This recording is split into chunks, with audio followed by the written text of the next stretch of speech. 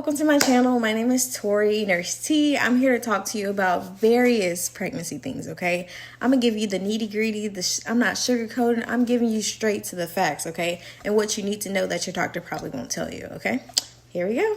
So today's episode is gonna be about fetal monitoring, okay? How your baby is basically viewed in your stomach still while you're in labor, okay? So I'm gonna be looking to the side just because I'm looking at my notes, but don't mind me, okay? So the first one I have is, of course, the ultrasound in a toco. This is a picture of it. I'm gonna put a picture right here. So the ultrasound in a toco is, it kind of makes you bed bound. It has to stay in your stomach and it has to touch your stomach in certain ways.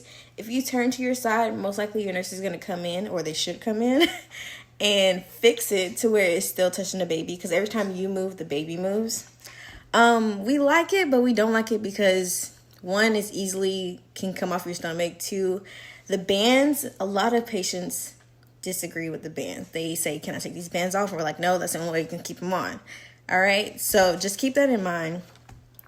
Second one is the Novi. This is the Novi.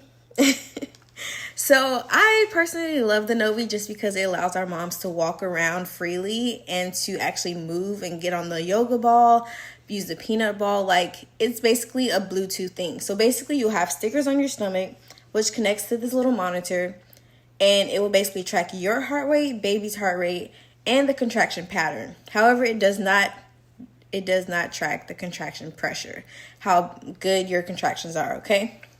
So, I mean, some nurses hate it just because it can disconnect easily with the Wi-Fi. Depending on where your room is and where the Wi-Fi monitor is, like, it's like a whole mess. Like, we have to like hold it, move it around. Like, it's so weird. But at the end of the day, if it works, we love it. Okay, so next we have a Doppler, which is this. It's basically a portable ultrasound. So the only thing that we can look at is touch your stomach with this little gel and this little, I'm gonna call it a pin. We touch your stomach and we see exactly what the baby's heart rate is. And it may go up, it may go down, it may just stay around the same. Totally fine, but we just want to make sure that baby's heart rate is within normal range, okay? It's just a quick little assessment. So we have two more. These last two go inside your and it can only be when you're ruptured. Ruptured means when your water has broken, okay? And you also have to be a certain centimeter, because we can't put it in when you're like 1 centimeter. That's gonna hurt, and I hope we don't do that. It's not safe. But anyways, so the fourth and fifth one is called FSC, which is fetal scalp electrode. So that attaches, it looks like this.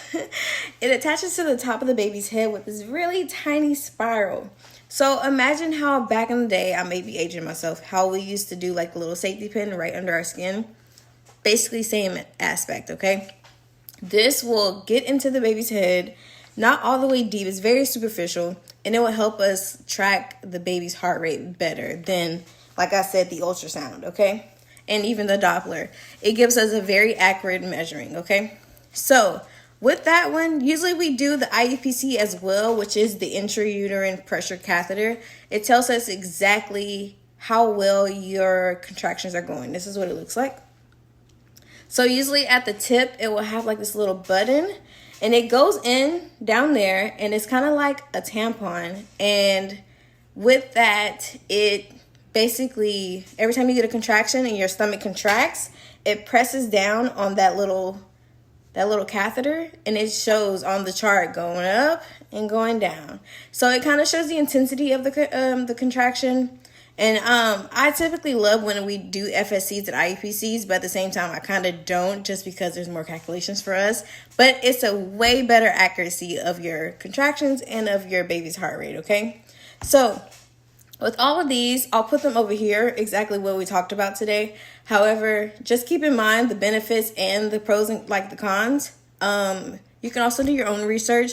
And if you have any questions, just drop it down below. Also, subscribe, because I got more coming, okay? All right, but this will be bye for now, and I hope y'all see me in the next video. Bye.